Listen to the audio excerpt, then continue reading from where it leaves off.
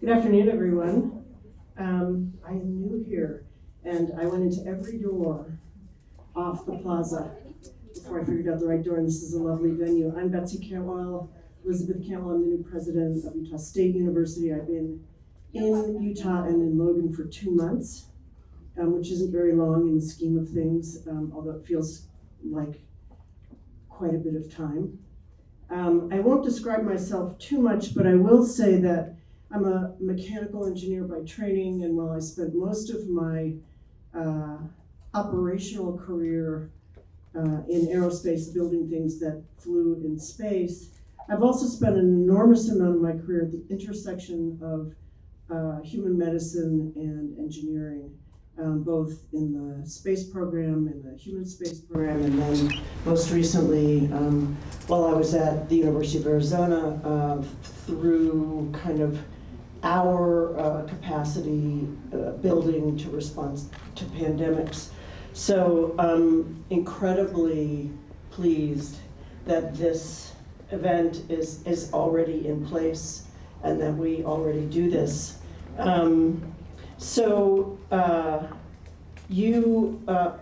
of you may know more about USU research than I do, but I do know about our Alzheimer's and dementia research because you can't be in the research world anywhere and not know the heaviness of the social burden of dementia anywhere in the world, but certainly in the US. And so I immediately paid attention to this work when I came to USU. I have all these talking points for me, but I will, I think, underscore just a couple of things.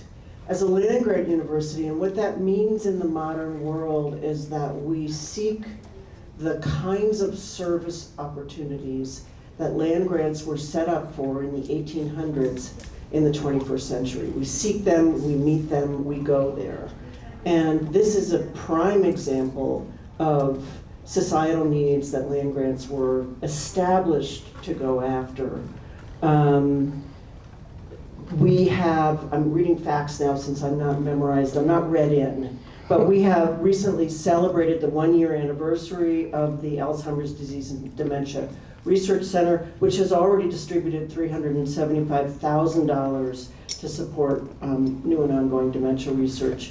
And I'm gonna assert that that's the beginning of a long path. There's an awful lot of work to do here, and I'm enormously proud of the work that you will be exposed to. But I do want to point out another aspect of being the land-grant university is that our hallmark is really being encouraging and even demanding that our faculty work with each other across the disciplines. So we were kind of purpose-built to be multidisciplinary, and I think you'll see that reflected in the work that you hear about.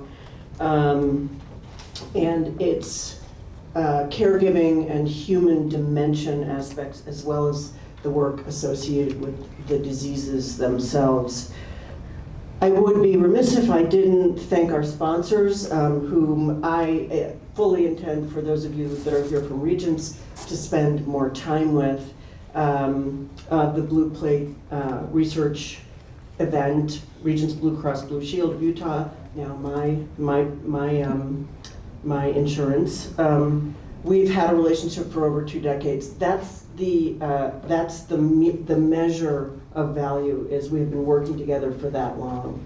And I guarantee you good things have come out of that.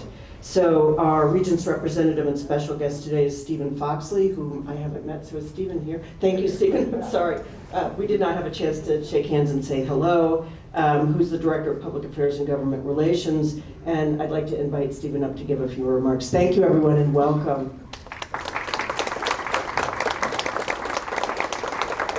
Thank you, and President Cantwell, I was up in Logan a couple weeks ago for the football game, and we did have a brief chance to meet up there, but like in the 2 months, I think you probably met thousands and thousands of people, and it's amazing.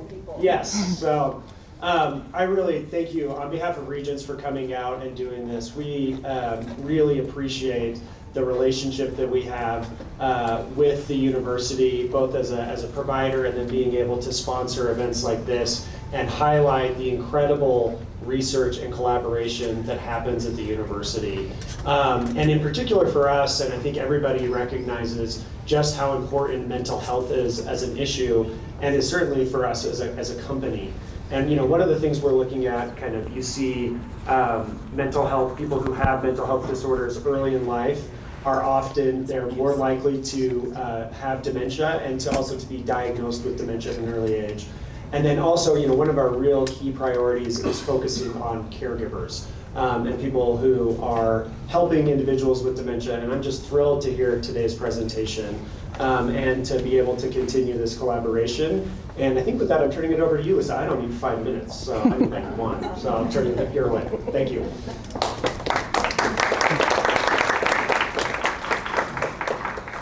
Thank you, Stephen, and also, once again, thank you to Regents for our valuable partnership that we've had for so many years.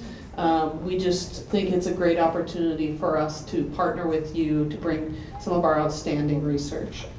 And so, before I introduce today's presenter, I'd also like to recognize a few other special guests that I believe may be in attendance today. Kendall and Harris, who's the mayor of Bountiful, in the back, thank you. Lois Collins, who is the health reporter for the Deseret News. Is Lois here? Okay. Susan Stewart, City Council of South Ogden City. Yes, thank you for being here. Kathleen Levitt, President and CEO of Spanish Fork Area Chamber of Commerce. Okay. And Christy Russell, ADRD State Plan Specialist for the Utah Department of Health and Human Services. Thank you. And Rob Ency, Executive Director of the Utah Commission on Aging. Before I introduce today's speaker, I'd just like to note, President Cantwell referred to the breadth of research at Utah State University. I'd like to say that there are 15 faculty across multiple disciplines at USU, including today's presenter, who are actively affiliated with the Alzheimer's Center at Utah State. Just so you know, many of these research leaders on our campus are creating opportunities for our students. And our students are also actively delivering research presentations, be they to their national affiliations within their disciplines, and also to the public. Today's speaker is Dr. Beth Fauth. Dr. Fauth is a professor in the Human Development and Family Studies Department in the Emma Eccles-Jones College of Education and Human Services. She's the executive director of the Alzheimer's Disease and Dementia Research Center at Utah State. She's been a valuable part of the Utah State faculty since she joined more than 15 years ago. And she was absolutely crucial in the creation of the Alzheimer's Disease and Dementia Research Center, which began operation last year. Dr. Fauth earned a master's degree and a Ph.D. from Penn State University, and in her research, she explores the integration between well-being and social support and the transition into needing assistance in late life. Her research emphasizes approach to health and well-being across the human lifespan, including studies of stress, depressive symptoms, and social support. Dr. Fauth integrates that human connection in her work and in her hobbies. Socializing, cooking, dinner parties, book clubs, and a love for human interest stories are just a few of her favorite pursuits. In her spare time, she enjoys camping, hiking, and experiencing the beautiful outdoors of Utah with her family. I am very proud as Vice President of Research at Utah State to welcome Dr. Beth Fauth to present to us today.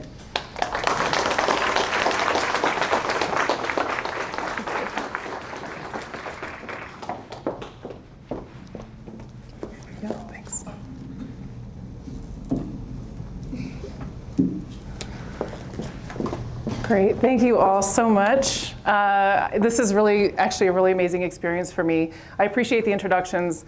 I appreciate Regents for sponsoring this event. And I'm looking out and seeing, I've got colleagues, friends, family. So thank you all. I also want to recognize the Alzheimer's Association Utah chapter. Stacy Culp, Executive Director, is here, Jeremy Cunningham, the Public Policy Director, and others from the association. So thank you all. You guys have been pivotal in providing services across our state and also in helping us acquire the center. So you'll hear more about that as we go on. So we'll start with, I'm a professor, so we're going to start with a raise of hands game. So if any of you in the audience have been impacted by Alzheimer's disease or another dementia, raise your hand. And by that I mean you've had a parent, a grandparent, a neighbor, a friend. Okay, there's a lot of hands in the air. For those that didn't put your hands up, you're in the group we all wish we were in, okay? But statistically speaking, Alzheimer's disease is likely to impact you at some point over your life as well. Again, either yourself, a loved one, a friend, or family member. So that's why it's such an important thing to study. That's why we have all this momentum behind Alzheimer's disease and dementia research, is because it's impacting people right now, and it's going to continue to do so. So that's our sort of why we're here. What I'm going to do today is first talk a little bit about just dementia in general, kind of get us all on the same page. I'm going to talk about the impact it has on family caregivers, which is what my research has been for years now. I could say decades, but that's aging myself a bit. And then I'll be talking about this exciting new center and the impact that we're having on the state of Utah. So we'll start with this question of, how did I get here? Why did I start studying this disease? So this is me, 15-year-old me. It was the grunge stage, so I've got the flannel on. And at the time, my side hustle was working in a grocery store, which was not earning me enough money to buy my Nirvana CDs and everything else I wanted to do. So at the time, I thought, the real money was in waitressing. That's what I needed to do. I could make big tips. So I also wanted to be a doctor, but that was kind of the long-term goal. The short-term goal was I had to figure out a side hustle. So nobody, as it turns out, will hire a 15-year-old inexperienced waitress. The only place that would was an assisted living facility in my town. And it happened to be that my grandmother had just recently moved into the facility. So they gave me a chance. So this is Isabel, my maternal grandmother. I called her Gams. She lived in Maryland, was very independent as an older adult. She had macular degeneration, was doing pretty well independently. She developed Parkinson's disease, and then with that started displaying some Parkinson's-related dementia. And so it became clear it was no longer safe for her to be living alone. She moved to Syracuse, New York, into this assisted living facility. So I got to be the one to give her her mandarin oranges and her mashed potatoes. And I got to know a whole bunch of other residents there that had dementia. And it was eye-opening. I absolutely loved this population. I loved that job. I also found out that my other grandmother, pictured here, this is Jean. My sisters called her Nanny. I never got to really know Nanny. She died when I was an infant, and she died of Alzheimer's disease, or what was likely Alzheimer's disease, because they didn't have very good diagnostics back then. So Alzheimer's and other dementias have impacted my family. They also impacted all those amazing residents that I worked with. And they impacted, I noticed interesting things happening in my own family dynamic of my mom. My mom was a full-time employed. She had her last child, me. I'm still at home. She's running over to the assisted living facility trying to help Gams, trying to bring her things and visit with her. And I was noticing the impact that it was having not only on the people living with the disease, but their family members. So this is what really inspired my passion to pursue this as a doctor, not that kind of doctor, right? To go get a Ph.D. and then really try to figure out ways to improve people's experiences, either living with this disease or caring for somebody with the disease. So I'm going to back up a tiny bit here and just get us on the same page with this term dementia.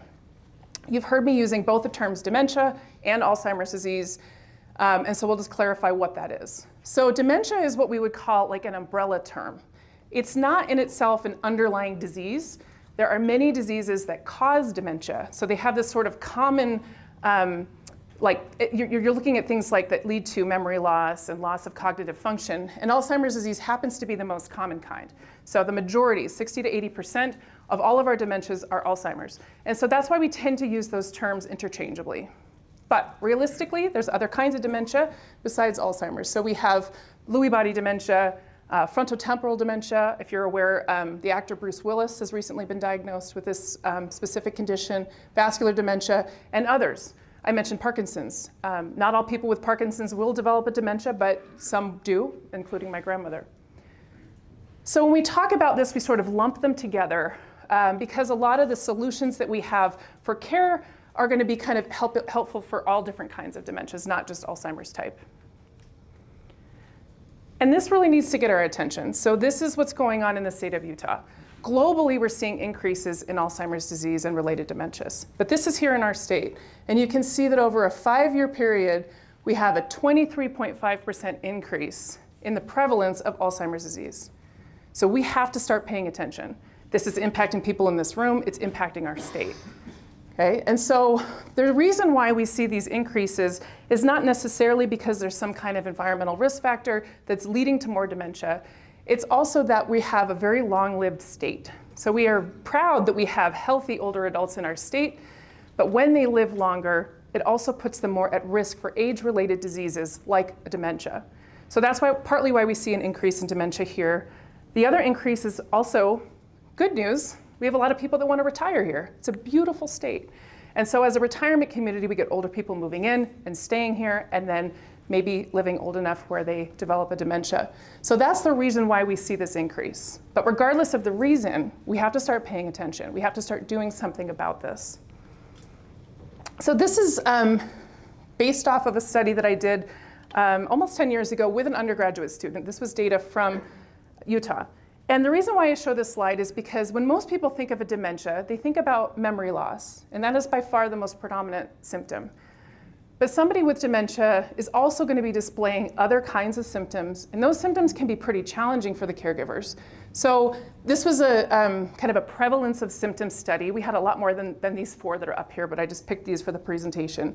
So 40% of the caregivers said that their loved one was displaying significant depressive symptoms.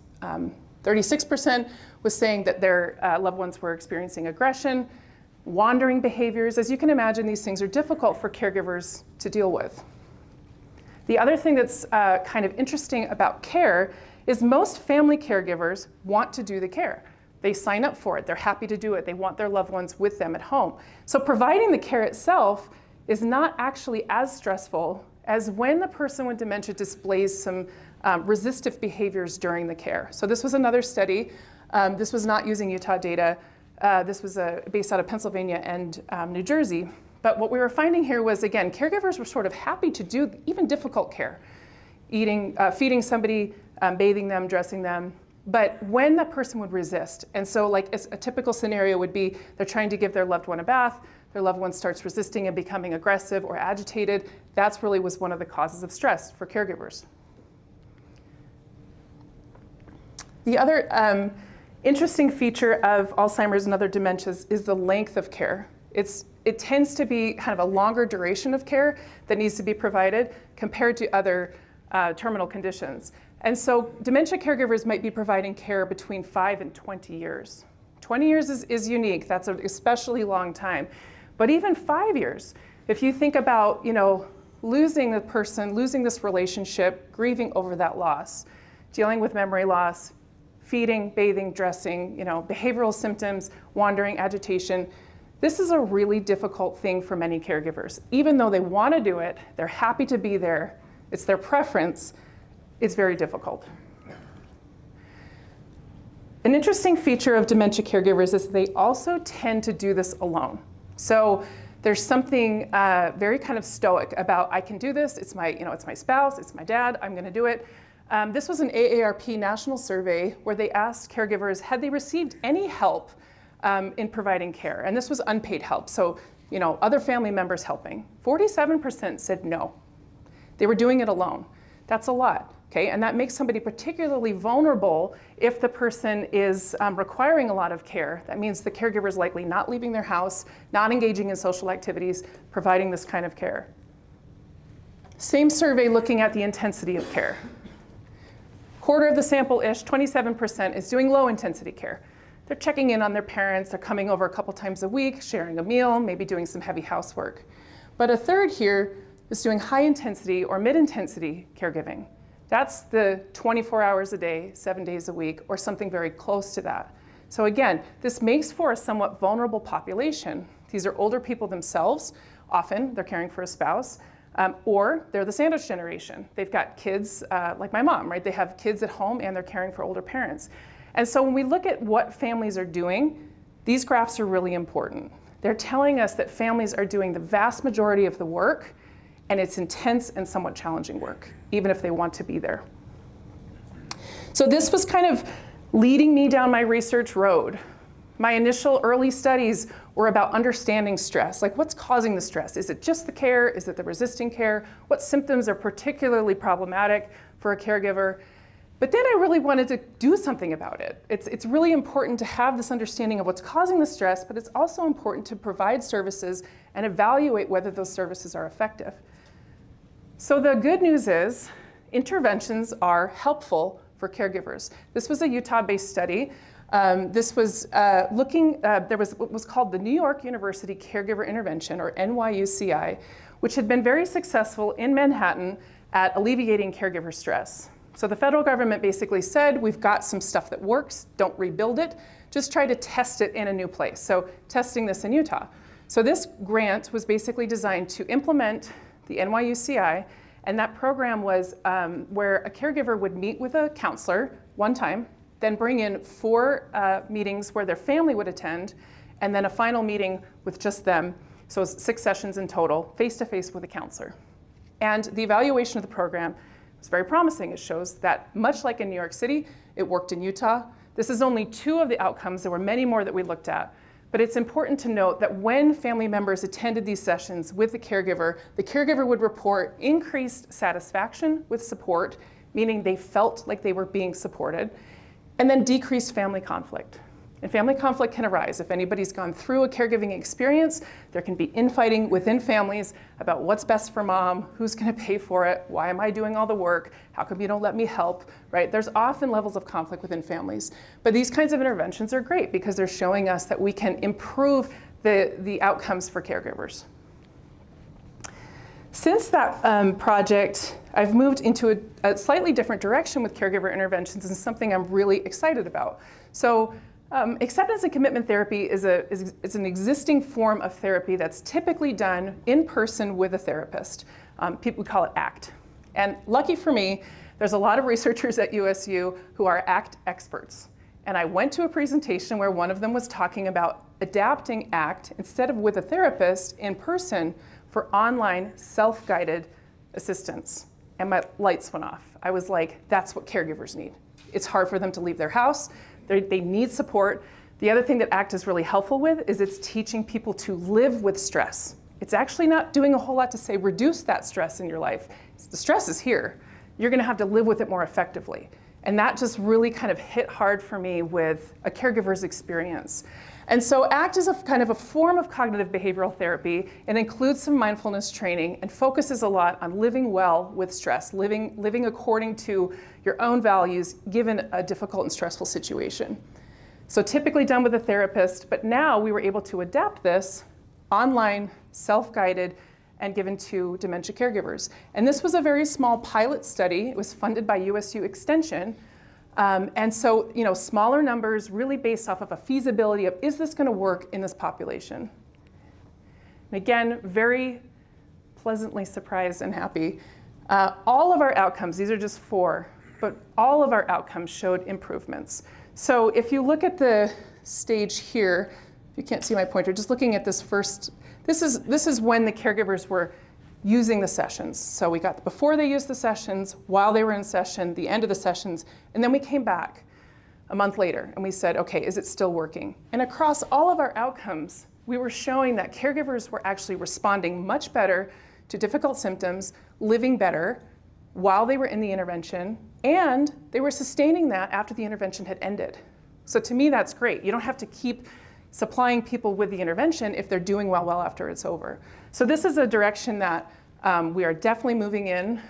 You'll hear a little bit more about this in a video. One of my graduate students is going to talk a little bit about his dissertation work, which extends this work into a new study. Okay, so this is sort of my background, right? I want to understand stress in caregivers. I want to try to build and evaluate interventions. But I also want to talk about you all and what our state is doing and what we can do. So if those statistics were a little startling of the numbers and percent of increase we're going to see in dementia, there is some good news. People in our state have been well aware of these trends, and for over a decade we've had a state plan for Alzheimer's disease and related dementias. And you heard us mention Christy Russell. She's in the crowd. Wave your hands. There she is. Okay. So she's been working on this diligently, including our most recent version of the plan, which just came out, so 2023 to 2030. This is a large group of dementia researchers, specialists, clinicians, actual caregivers. It's a conglomerate of the most amazing humans that have put together this plan of what we're going to do. And these are the priorities. I'll go over them really briefly. Dementia Aware Utah is, we want people in our state to be aware what dementia is, what causes it, what are people's options. We want a dementia competent workforce, meaning we want people in healthcare and in human services to have a good understanding of how to communicate with somebody with dementia and support their caregivers. We want people living with the diseases to have an optimized quality of life. We want to support and empower caregivers, and we want to expand research. This is the kicker right here, this last one. So Christy could tell you about all those other amazing things that are going on in our state related to the state plan. This last goal, expanded research, has been in the state plan since it started, but we never had funding to really see a lot of our bigger projects through. So it was always this sort of hope, and it was kind of theoretical, and this is what we want, this is in our plan, but we couldn't act on the plan. And the exciting thing is that changed. So 2022, during the legislative session, there was a budget appropriation that was sponsored by Representative Dan Johnson. He's in Cache Valley, District 4. And I want to acknowledge again the work of the Alzheimer's Association and other lobbyists at Utah State. It was a real moment where people came together and said, this is the time. We are ready for this. And so what we were really, really excited about is starting July 1st, we received $850,000 of state funds to start and maintain this Alzheimer's disease and dementia research center. So that's what I'm going to be talking about next, is the exciting things going on with that center. When I say center, some people might be thinking of like a medical facility, and we're not that. I hope someday we can be, because it's needed. But we're not a building. We are sort of a consortium of researchers that are all dedicated to studying Alzheimer's and dementia in one way or another. So I'll be going over that a little bit more. So we do have a beautiful office space, but we're not seeing patients or anything like that. That's not our priority as a research center. So I'll go over what it is that we do prioritize. So we have three main goals that we've outlined, and I'm going to list them kind of in order, not of importance, but in sort of emphasis in our decision-making and our funding. We always want to be part of the supportive services landscape in our state. And somebody calls us and says, my mom has symptoms and I just heard about your center, what should I do? We are absolutely not going to hang up the phone and say, sorry, we don't do that. We just do research. We're not going to do that. What we're going to do, and what we are doing, is working with community partners. And so we are trying to not replicate any services that are already in existence, but getting people aware of the services that are available. So those would be through the Department of Health and Human Services, the Alzheimer's Association, and others. There are some supportive services that we are building that will be unique, something that we're not replicating. So for example, the ACT for Caregivers program, after it's gone through its robust scientific study, if it works and we think it's ready, we'll put it out for the public. Okay, so there will be some supportive services that we also will offer kind of unique to the center. We have to acknowledge we're an institution of higher education. We are in the business of training the workforce. We love students. And so we absolutely include students in our efforts. You'll see a student video at one point. But training a dementia competent workforce means we're getting students engaged in both the human services side and the research side, so that we have a pipeline of people ready to go to help assist or study Alzheimer's or related dementia. The big portion of our efforts are related to research. After all, we are a research center. And so we'll talk about, just briefly, what does it mean to do innovative research? How are we approaching it as a research center? So one of the things that we are really hoping to do with this funding is to help facilitate research to move at a little faster pace. And for anybody in the room that is a researcher, you're well aware that things can be sometimes painstakingly slow, because you want to do a study and then you have to go find somebody who wants to fund the study and find the students and then ask your department head if you can get a course release. And at some point you'll get there. But it's going to happen a lot faster if those resources are readily available. So funding a student, yes, we can do that. Do you need a piece of equipment? Yes. Do you need a course release? You know, talk to your department head, we'll see if we can help you out with that. I mean, there's lots of different ways we can try to get things happening at a quicker speed, which is what we need with this disease. We don't want to wait, right? People are impacted by this every day. So we do what are called pilot studies. We fund not huge, massive studies, but these smaller studies with multiple disciplines. So people from across the university, we are housed within the M. Eccles-Jones College of Education and Human Services, and there's a lot of our researchers that are in that college, psychology, human development and family studies, and so on. But we are here for the university, and we're here for the state. So in year one, we only funded studies from USU. That was really just a practical decision because it was a little overwhelming to try to get a center set up. And we thought, let's just start here, figure it out, and then we'll move on. This year, we're excited to announce that we're opening up funding opportunities for institutions of higher ed throughout the state. So research universities are welcome to apply for these funds. And so this is going to help us with this kind of collaboration, not just within an institution or within a college, but across the state. And collaboration is key with innovation. So somebody is in their area, they are the expert in their area, and all of a sudden they talk to somebody else who's doing something slightly differently, from a different perspective, different discipline. To me, the kind of conversations and cross-pollination of ideas that happen when people talk to each other and collaborate, that's when we start to make big jumps in progress. So that's a key feature of a lot of our approach to funding studies. And then finally, we are a land-grant university. President Cantwell discussed this. This is an important part of who we are as a university. And as a land-grant institution, we are interested in helping the state, not just Cache Valley or the Wasatch Front, but the entire state, including rural areas. And people living in rural areas are almost always not included in research studies. So they're very, very understudied. And the goal of the center is to try to develop relationships, for example, through USU Extension, but also other rural community partners, where we can start to offer research opportunities and supportive services in these areas that so far in our state have not had a lot of opportunities in this area.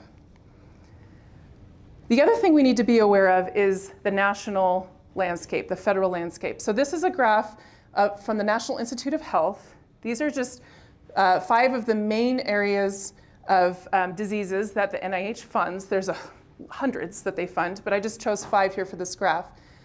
And what you can see is we are sort of replicating what's happening at the national level. The NIH has decided Alzheimer's disease and dementia research is a priority. This is wonderful, because this means that when people from our state want to apply for funding, so their pilot study worked, they're ready to go after a larger, more robust study, there's funding available. We're interested, right? So this trend is something that's really important for the timing of the center and sort of encouraging that these smaller scale studies that we're doing do have a good chance of, kind of turning into a larger, more robust study. I want to share with you 3 of the current projects. So if you look in your, you don't have to do it now, but in the impact report that's on your table, on the inside cover, we list some of the studies that we're currently funding, and there will be many more. But I was excited to show you at least these 3. And so we'll start with one from Dr. Joanne Shantz. Many of you know Joanne. She's a fantastic researcher and has had a really important impact on Utah State University for years. There was a study called the Cache County Study of Memory and Aging. This study was a very large epidemiological study of Cache County, following adults to see who got dementia and who didn't. And it really put USU on the map for dementia research years before we had this center.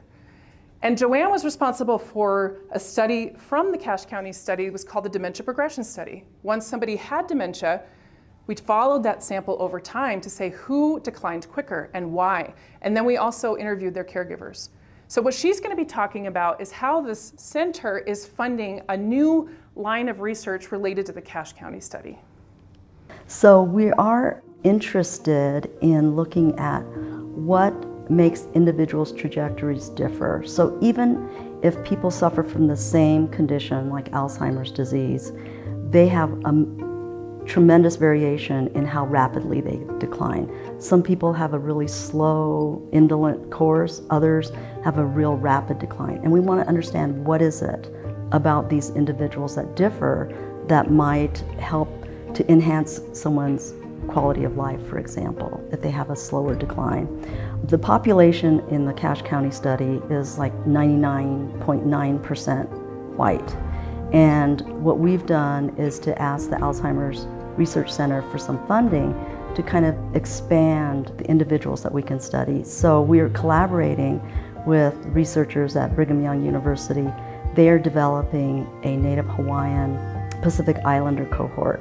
And so we're hoping to assist them in identifying or giving cognitive tests and also identifying people with dementia and doing a comparison between those individuals and some of our Cache County participants. Like, what are the genes that might put those guys at risk that don't put the Cache County participants at risk, or vice versa? So yeah, there's a couple of really exciting things I want to highlight about this study. One of which is that we are expanding into underserved and understudied populations, like Pacific Islander population. The other thing is this is a nice example of collaboration. So, collaboration between USU and BYU, and we're expecting to see more of that happening as more studies come in. The next video I want to show you is Dr. Naveen Nagaraj. He's here in the audience. He's right in the middle. He is doing a really exciting study right now related to prevention of cognitive decline, and so I will let him explain the study in his video. So the main objective of our study is to see if we can actually reverse some of the changes which happens in the brain because of the hearing loss. So we do have research evidence which shows that untreated hearing loss, like people who have hearing loss but they don't do anything about it, it actually changes the structure and function of the brain. Even the volume of the brain shrinks, and then their cognitive ability goes down.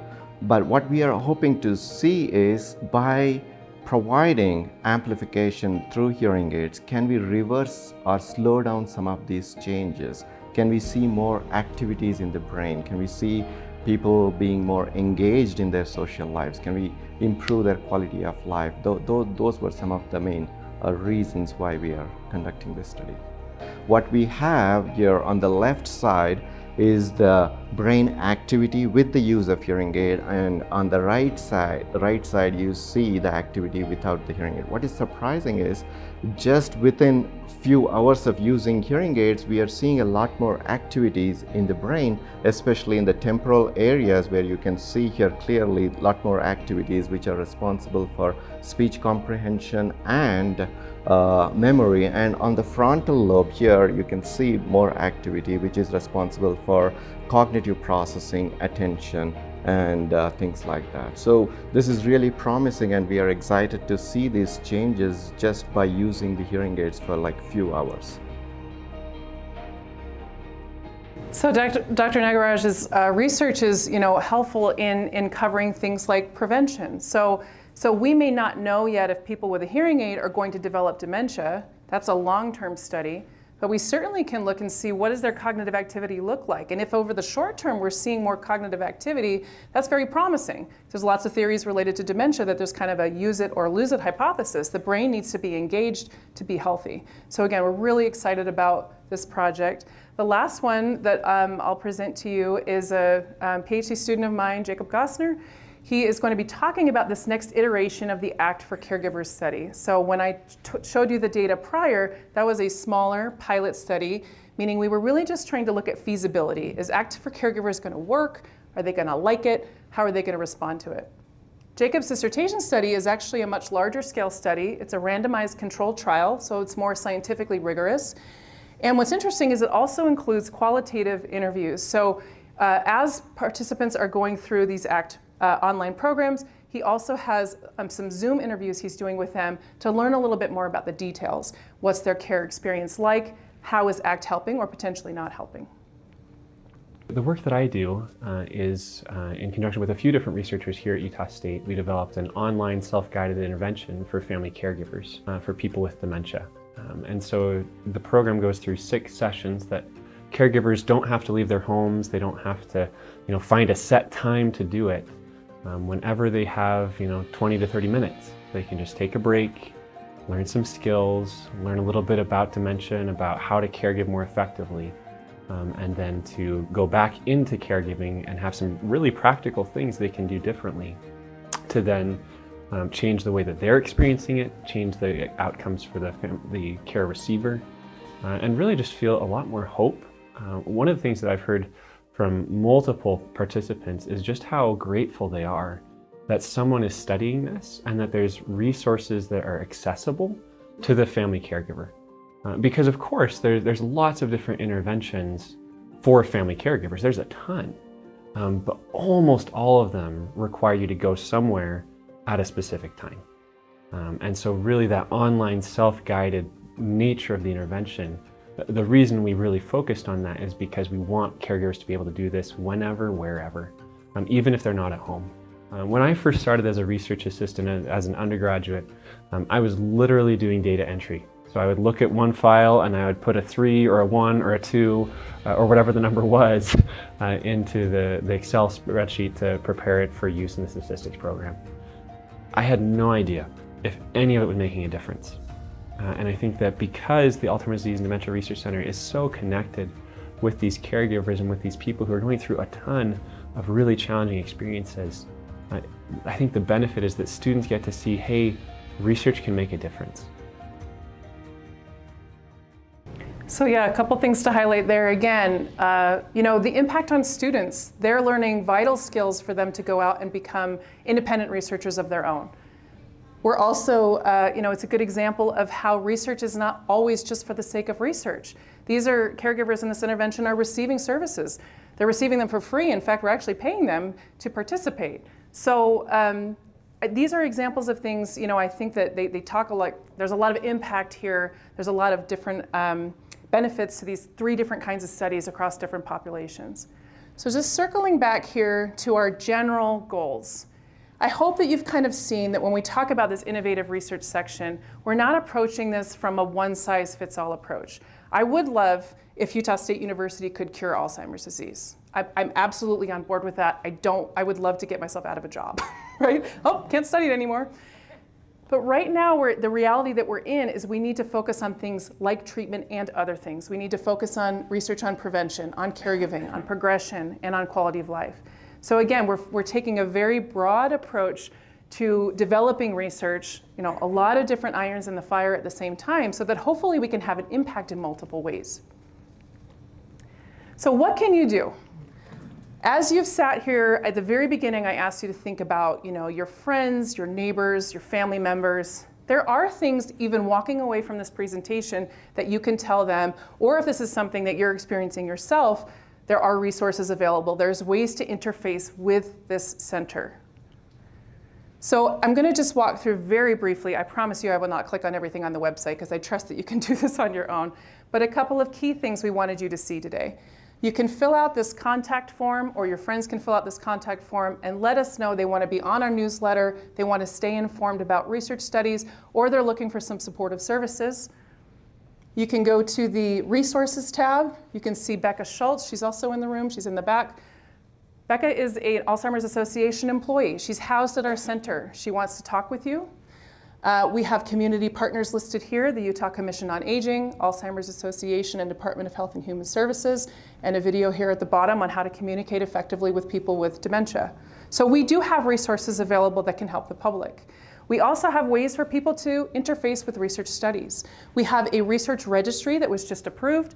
You can contact Kim Graham, who's listed there, to say, I'm a healthy older adult, or I'm a caregiver, or I'm somebody with memory problems, and I'm interested in being a part of a study.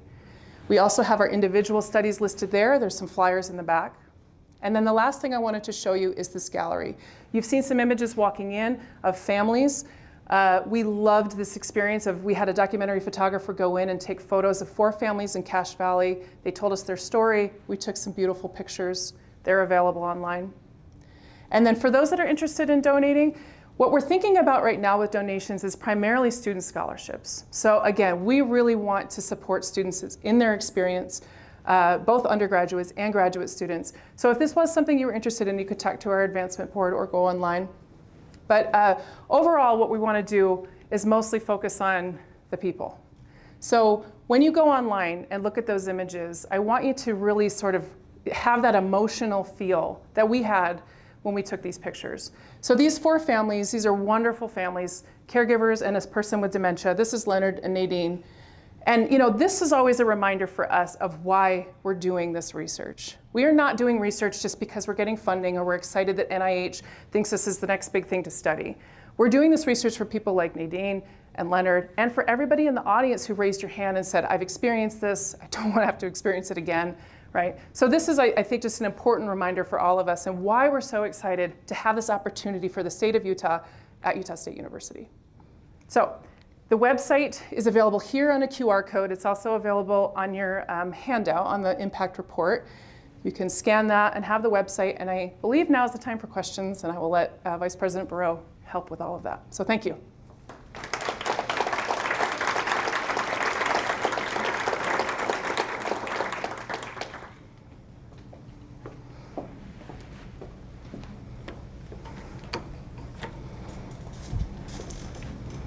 Is this back on? Not yet. There it is. Beth, thank you. What an outstanding talk to get us thinking about the impacts of Alzheimer's and the way research can contribute to addressing both those who are suffering and those who are supporting those individuals. And so now is a very important part of what we do at Blue Plate Research, which is to hear from all of you. We like to open the discussion. You have questions, thoughts you'd like us to be thinking about as we pursue research. And so I would like to invite anyone who would like to ask a question. Yes, we've got one in the back, and then I'll come up here. I'll run the mic to you so that everyone can hear your question.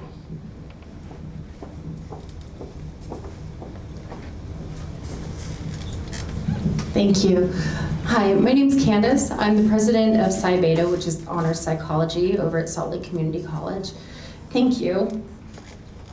And as somebody who's trying to put together community engagements and ways to get students involved, you mentioned multiple times having your students become more dementia competent. How can we extend that to our students and to our community members in a greater way? Yeah, that's a great question. And actually, it's something that people in gerontology and related fields have kind of been grappling for a while. Social work has a similar problem that many students don't gravitate into working with people with dementia or older adults in general, but particularly more difficult populations like people with dementia. And what ends up happening, the way people get interested is often the way that I did. You just fall into it. You think you're getting waitressing experience, and all of a sudden you realize you're having this really great experience with people. And it's actually a group of people that are really wonderful to interact with and so on. So there's been a lot of research actually showing that a good way to get students involved is through service learning projects as part of their classwork, or some service projects that are fun. But once students start to have some kind of more one-on-one experiences with people with dementia, they either say, not for me, which is totally fine, or they say, this is who I want to work with. This is an amazing group of people. It's tons of fun, right? There's lots of great conversations you can have. It doesn't matter if the conversations make sense. It's just, you're having a really great one-on-one interaction with people. So that's how I think, research would say is most effective, is to try to get people's foot in the door through these small experiences.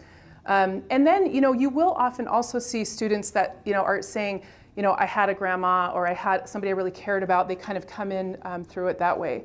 So, one of the things our center is trying to do is also offer some incentives. So having paid practicum opportunities. So if a student says, well, I don't really know who I want to work with. I might work with kids, I might work with older adults.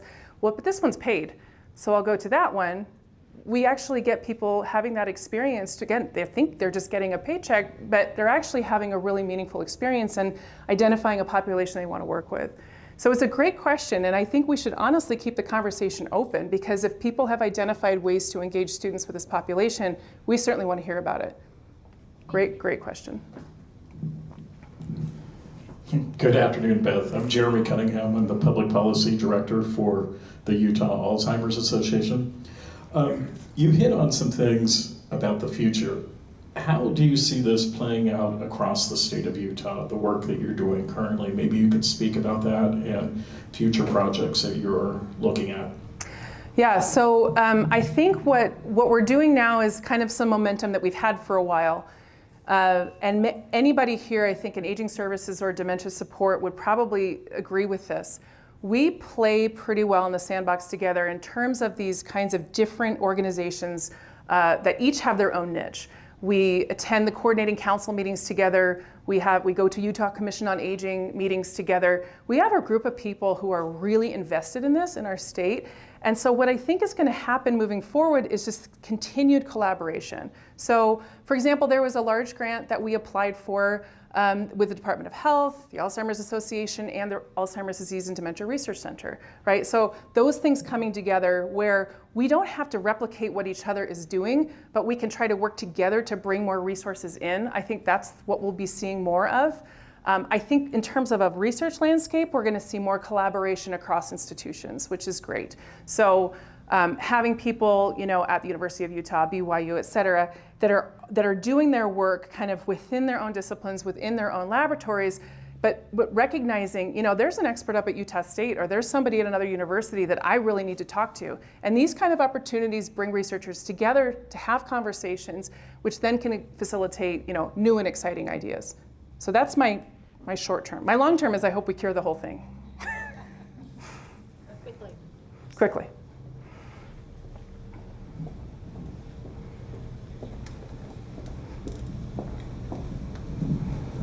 My question is, I've been wondering, is dementia or Alzheimer's genetic in origin? So it's a two-part answer. If somebody gets the disease very young, let's say in their 50s or 60s, we call that early onset Alzheimer's disease. It's fairly rare.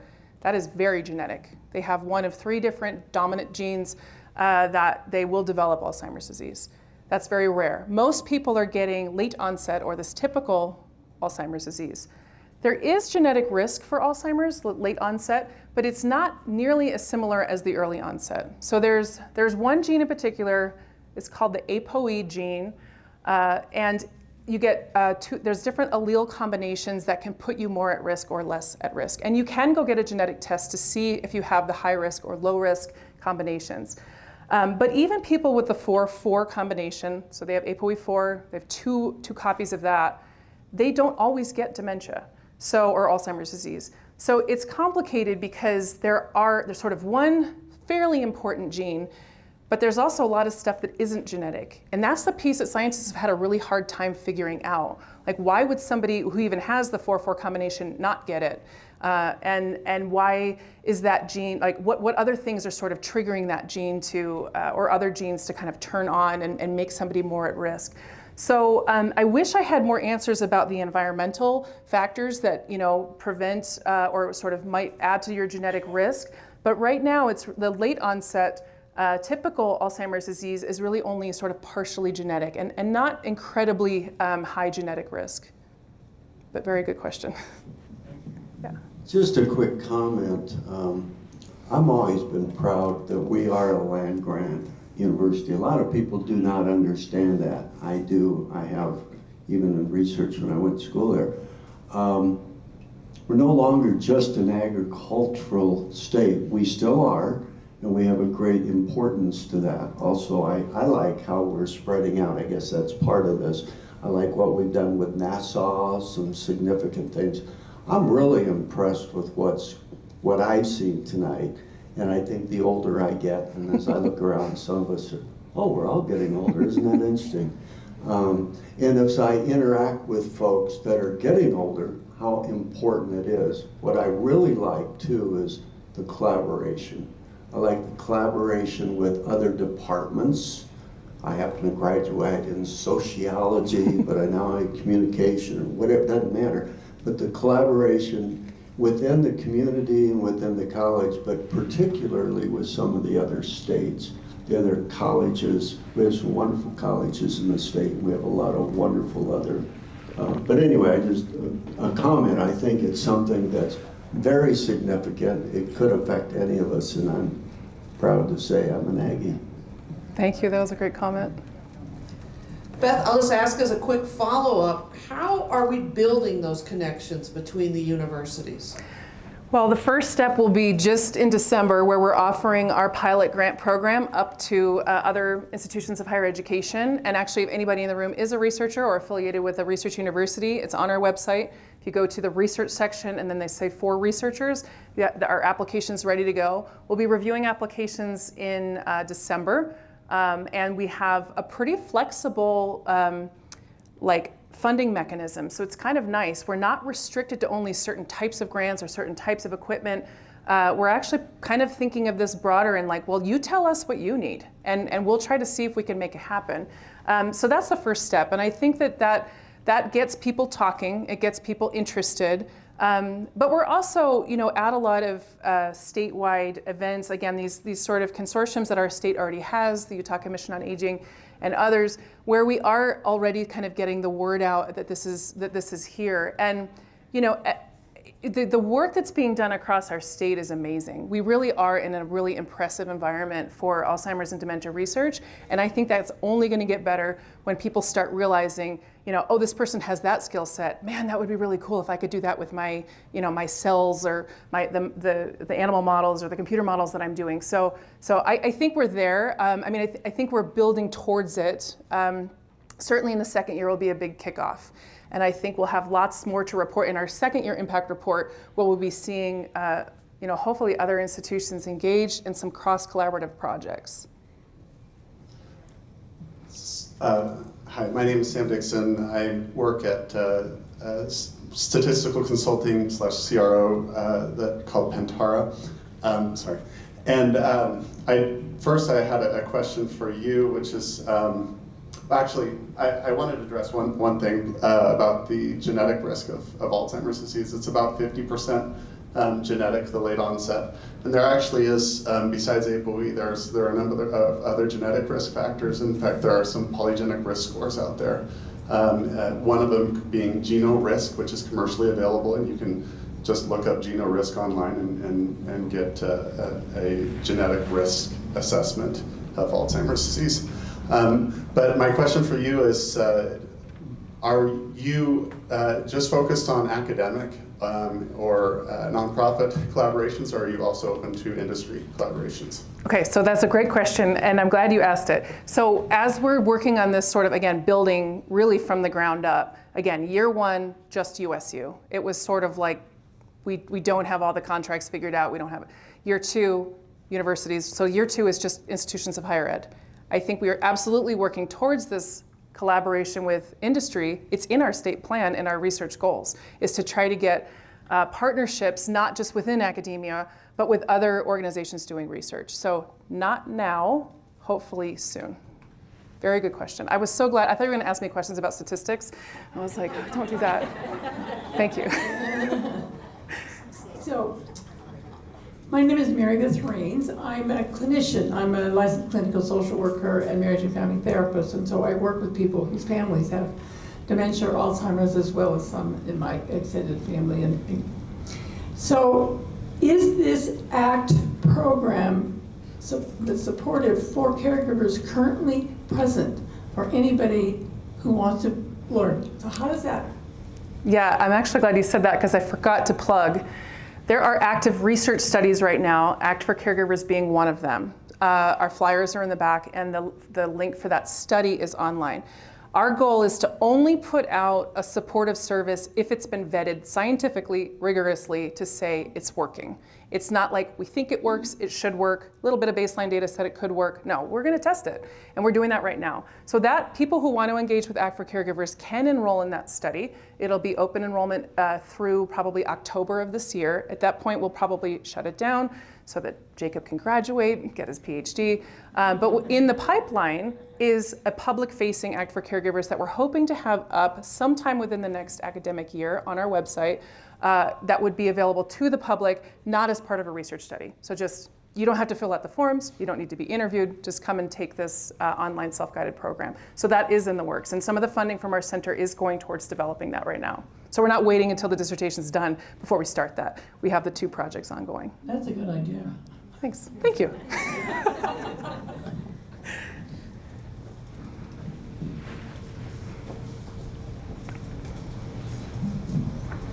My name is Christine Clark, and as you know, I was involved at Utah State in Alzheimer's prevention research, and I apologize if you have already addressed this before I could get here, but in the Dementia Research Center, is there a component of education about Alzheimer's prevention?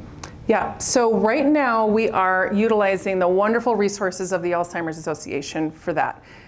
It would be silly to try to replicate their education and support because it's really high quality, and it would be, redundant basically. So we're trying to get people over to use their supportive services and their education materials. Becca Schultz can help with that, as with anybody here from the Alzheimer's Association that's in the room.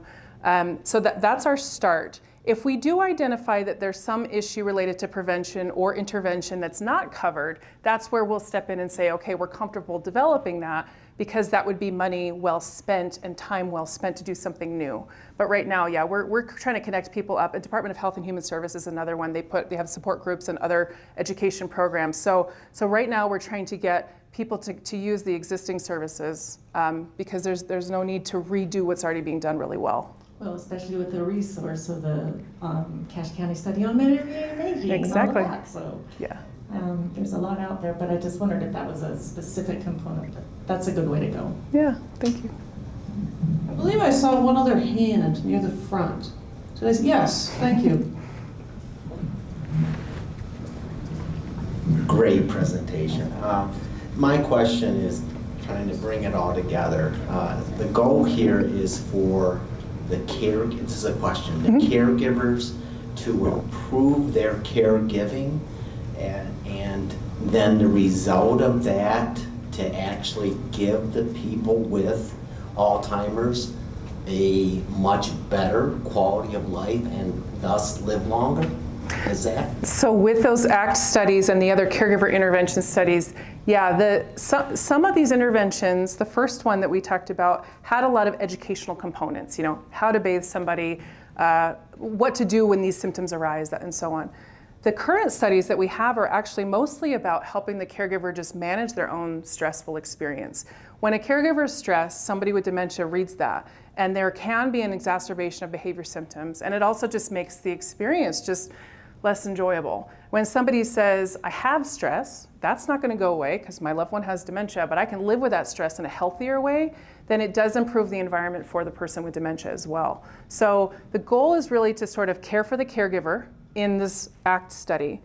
And then sort of and in fact what these qualitative interviews are showing us is that they do report that they have sort of better care. They're less likely to get upset when somebody's asking the same question over and over and over again, which can be very difficult for a caregiver. There will be other studies that the center does that focuses on the well-being of the person with dementia. That's absolutely a goal of ours, to try to help them optimize their quality of life living with a very difficult disease. But yeah, the principles behind ACT in our current study are to focus on the caregiver's well-being, and then sort of we hope that improves the outcomes for the care recipient as well. Yeah, good question. Yes, and this will be our last question. Audrey. So I'm Audrey Glasby. I'm with Regents Blue Cross Blue Shield, but speaking from a very personal experience of having lost my mom to Alzheimer's fairly recently, one of the things I'm very curious about in studying caregiver stress and the impact we can do to reduce that is in paid caregivers. I have to say, my mom was in 4 different facilities as she progressed through the disease, and I saw such a variation in the quality of care. And I really feel like looking at what the stress levels and how we can change that could just incredibly improve the lives of people who are in memory care units throughout the state. Yeah, and that really, I think I might have lost a mic. That really touches on, yeah. Sorry. There we go. That touches on something I think is really important. Well, a few things. One is, if people have experiences as a caregiver or as a person living with dementia, we want to hear from you. We want to know what the sources of stress are, ideas you have for mitigating this stress. I mean, absolutely, this is why we're doing this, in a public way. But your point is actually really interesting, because we have this Act for Caregivers online self-guided program. It's a research study, so it's pretty tight in terms of our eligibility. You know, you have to be a family caregiver. But we were getting people working in the field, calling and saying, I could use this. And we were like, oh, okay, next study, right? So the other thing that I think is going to be helpful for you is to know that this is absolutely on the radar with our state plan and this dementia competent workforce. And a lot of work, Christy could probably talk more about the dementia competent workforce goal and the priorities of what's being done, but you're absolutely right. It's a really difficult job. Lots of stress management, lots of skill building. Some people love it, some don't. High turnover rates, you know, low pay, and also, you know, the labor force right now is kind of limited. So yeah, so I think that it's good to know that there are plans in place, trainings that are available from our state. And I do think that ideas like yours are helpful for us in saying, like, what is the next study? Well, sure, we've studied family caregivers, let's adapt what we're doing for another population that really needs our help and support here. So thank you, because it's been something we've been talking about.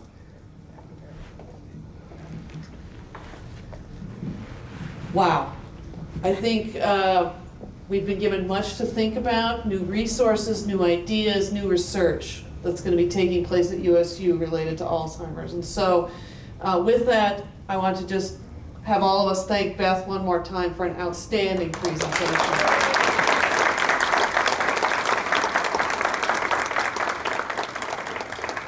Now she will be staying here for a few minutes, so some of you who maybe didn't want to ask the question, come on up and you can ask it to her up front here. I'd like to take this moment again to thank Regents, our partner, in this endeavor, and to welcome you back next year when we will have more Blue Plate research events.